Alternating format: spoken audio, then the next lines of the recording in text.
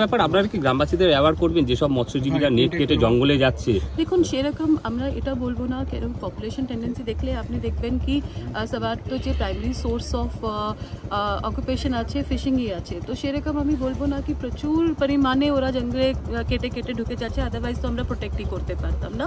কিন্তু মাঝে মধ্যে একটা দুটা লোক কোথায় হয়ে যায় যারা কি একটু করে এরকম সিচুয়েশনটা, তো নিশ্চয়ই ওনাকে আমরা আপনার মাধ্যমে আমরা আপিল করছি কি সেরকম না করলে ভালো হবে, কি জালটা না কাটা যায়, ওটাকে যতগুলো আমরা মানে প্রোটেক্ট রাখতে পারি তাহলে গ্রামেরই প্রোটেকশনটা হবে, সেটাই আমাদের মেসেজটা রয়েছে।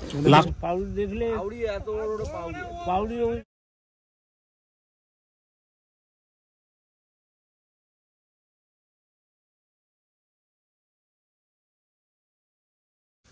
গেছে কি এখন বলা যায়নি, বলছে গেছে, কিন্তু জঙ্গলের মধ্যে আবার ঘুরে আসতে পারে।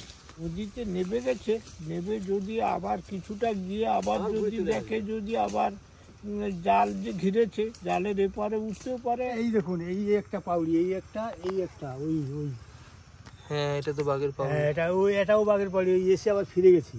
আর এটা এই যে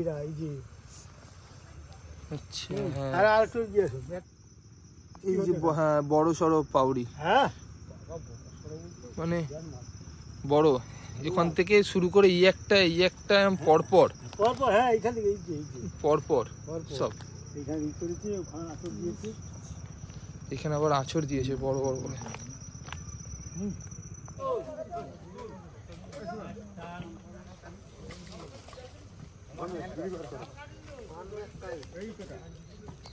যে বাঘটি তার নিজের জঙ্গল অর্থাৎ আজমলমরি 11 নম্বর জঙ্গলের নদী সাদরে পালিয়ে গিয়েছে। তারপর প্রথমে এখানে খাঁচা তুলে ফেলা হয়, ছাগলকে সরিয়ে নেওয়া হয়। এখন দেখতে পাচ্ছি, আমার ক্যামেরাম্যানকে দেখাতে বলবো, এই মুহূর্তে বন দপ্তরের কর্মীরা যে জঙ্গলটিতে তারা বাঘটি ছিল সেখানে ঘিরে ফেলে রেখেছিল জাল দিয়ে, সেই জাল তারা সরিয়ে ফেলছে। অর্থাৎ বাঘ ধরার জন্য যা যা উপকরণ এবং যা যা পদ্ধতি এখানে অবলম্বন করা হয়েছিল সমস্তটাই শেষের পথে। নমস্কার বন্ধুরা, আবারও একটা নতুন ভিডিওতে সকলকে স্বাগত। বর্তমান দাঁড়িয়ে আছি এখন সুন্দরবনের একটা ছোট্ট গ্রামে দাঁড়িয়ে আছি।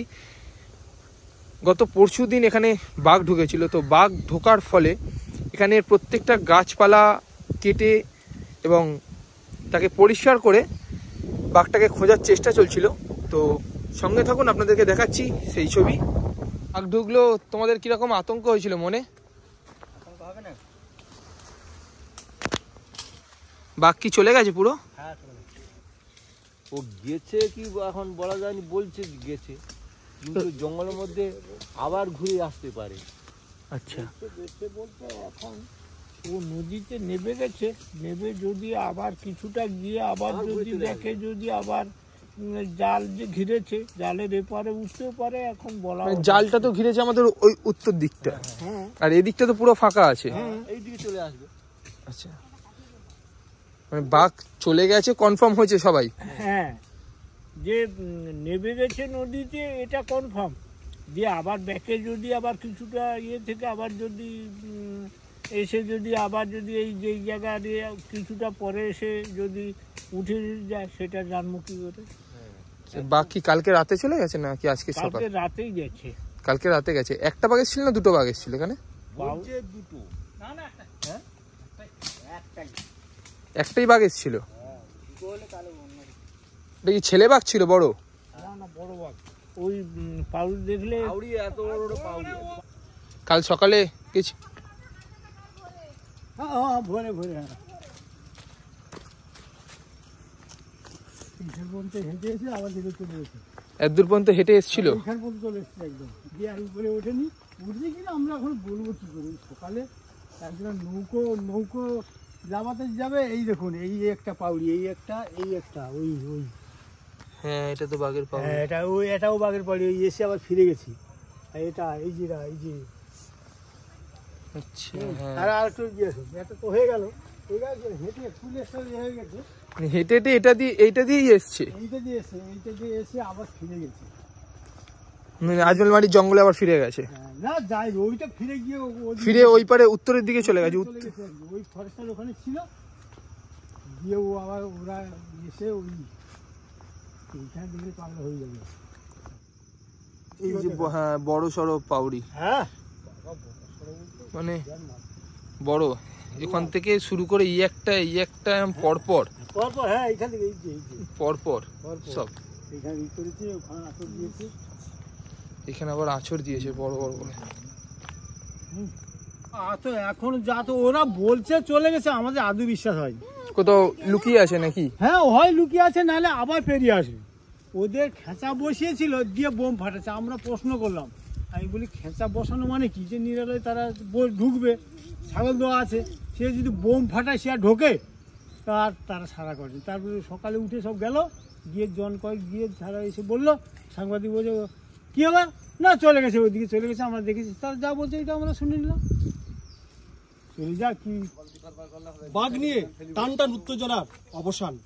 এখন দেখা যাচ্ছে যে বনকর্মীরা এই যেখানে তারা জঙ্গলের জন্য এখানে জাল পেতে রেখে দিয়েছিল, সেই জাল কিন্তু খোলা কাজ শুরু করে দিয়েছে।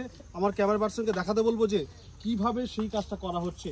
ইতিমধ্যেই সকালে যখন বাঘটি এখান থেকে আজমলমারি জঙ্গলে চলে যাওয়ার খবর কনফার্ম হয়, তারপরই প্রথমে এখান থেকে খাঁচা তুলে নেওয়া হয়, সেই খাঁচার মধ্যে থেকে ছাগলকেও সরিয়ে ফেলা হয়। এখন এই মুহূর্তে বন দপ্তরের পক্ষ থেকে যে জাল উত্তর বৈকুণ্ঠপুর গ্রামের একেবারে জঙ্গল লাগোয়া যে অংশগুলোতে ঘিরে ফেলে রাখা হয়েছিল, সেই জায়গায় খোলা শুরু হয়ে গিয়েছে। এবং বলা যেতে পারে যে একে একে বাঘ ধরার যে তৎপরতা বন দপ্তরের পক্ষ থেকে শুরু করা হয়েছিল, সেই তৎপরতা শেষের পথে। এখন সবাই সেই কাজটাকে সমাপ্ত করার পথে রয়েছে। যেহেতু সকালে খাঁচা তুলে নেওয়া হয়েছে, এখন দেখছি যে এখানে জাল খুলে ফেলা হচ্ছে এবং একেবারে স্বস্তির নিঃশ্বাস বলা যেতে পারে বন দপ্তরের, সেই সঙ্গে সঙ্গে গ্রামবাসীদের। তবে গ্রামবাসীদের মধ্যে একটা আতঙ্ক রয়েছে যে বাঘ যেহেতু খাঁচাবন্দি হয়নি, সেক্ষেত্রে আবারও জঙ্গল থেকে এই লোকালয়ে চলে আসার সম্ভাবনা রয়েছে। আর সেই কারণেই কিন্তু তারা চাইছেন যে বাঘটি যাতে এখানে আর লোকালয়ে কখনো যাতে না আসে, সে বিষয়ে বন্দোবস্ত করুক বন দপ্তর। এখন তারা বাঘ তো চলে গেছে, খাঁচাও তোলা হয়ে গেছে, যার জন্য আমরা জালটা আবার তুলে নিচ্ছি। আবার অন্য জায়গায় সমস্যা হলে আবার জাল তো লাগে, এই জন্য আমার জাল সব স্টকে থাকে। আর খাঁচা আর ওপার খাঁচা আমাদের তুলে নেওয়া হচ্ছে, ছাগল একটা ছিল সেটাও তুলে নেওয়া হয়েছে। এবং ওপারে যে জালটা নামানো ছিল সেই জালটা কমপ্লিট করা হবে, কেননা বাঘটা পরিবর্তন না জানো গ্রামের পারে আর আসতে পারে। যেটা বাঘের জঙ্গল, যে জালটা নামানো হয়েছিল ওই বাঘটা খেয়ে গেছে, ওই জালটা আবার ফের নতুন করে ফের ফিনিশ করতে হচ্ছে, কেননা বাঘটা আবার পরে না গ্রামের পারে আসতে পারে। আপনারা কি দেখেছেন বাঘের পায়ের ছাপ ওপারে চলে গেছে? বাঘ শিওর, একদম শিওর, আমরা 100 দেখেছি বাঘ ওপারে খেয়ে গেছে।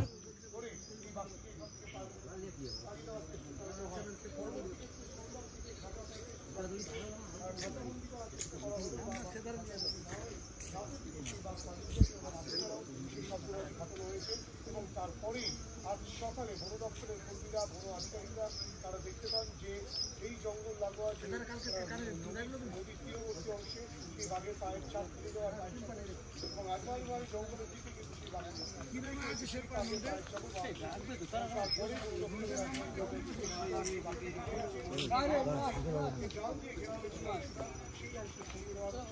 চালানো হচ্ছে। যদিও গ্রামবাসীরা বাঘ ফিরে যাওয়ার পরেও কি হচ্ছে তোমার জ্যাকেট খোলো।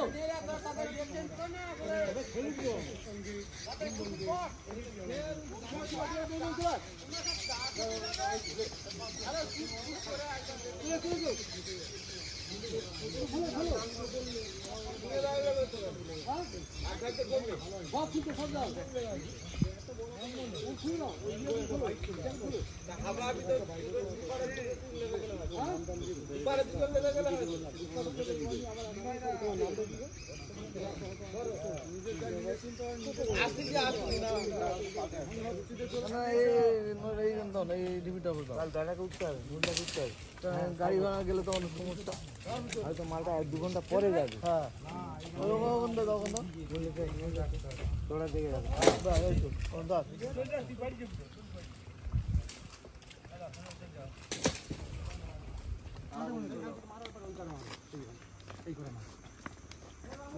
দেরি লাগবে।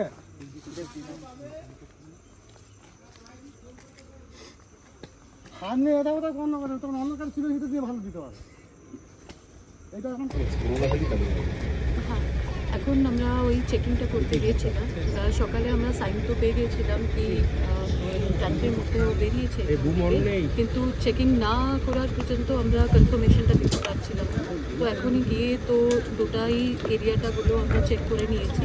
তো ফাইনালি আমরা যে রিটার্নের যে বাগমার্কসটা ছিল সেটা আমরা চিহ্নিত করতে পেরেছি। তো ওখানে ওটাই দিয়েই আমরা ফাইনালি কনফার্মেশনটা আমরা পেয়েছি কি ও রিটার্ন করে গেছে জঙ্গলে। কখন কোন জঙ্গলে ব্যাক করেছে? যেখান থেকে বেরিয়েছিল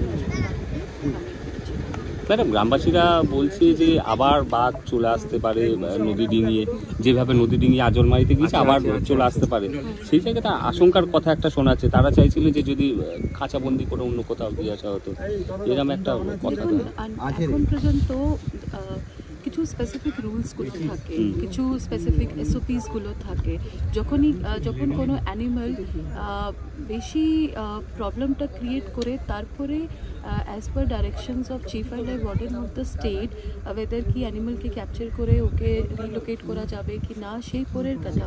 কিন্তু এখন পর্যন্ত যেটা আমরা দেখেছি সেরকম অ্যানিমাল কিন্তু টাইগার কোনো সেরকম সিচুয়েশনটা ক্রিয়েট করেনি কি ওকে এখান থেকে ট্রান্সলোকেট করা যায় বা রিলোকেট করা যায়, সেরকম সিচুয়েশনটা এখনও ক্রিয়েট হয়নি। কিন্তু ইন ফিউচার যে মনে হয় কি না এই অ্যানিমালের জন্য সেরকম একটা সিচুয়েশন ক্রিয়েট হচ্ছে যেখানে কি রিলোকেশন বা ট্রান্সলোকেশন এসেনশিয়াল হয়ে যাচ্ছে, সেই সময় নিশ্চয়ই আমাদের as per the directions of আমাদের যে সিনিয়র অফিসাররা রয়েছেন, chief wild life warden of the state রয়েছেন, ওনার ডাইরেকশনে আমরা নিশ্চয়ই স্টেপটা নিতে পারি। কিন্তু অ্যাজ অফ নাও আমরা এটা দেখছি না কি সেরকম একটা সিচুয়েশনটা ক্রিয়েট হয়েছে কি ওকে এখান থেকে ক্যাপচার করে রিলোকেট করতে।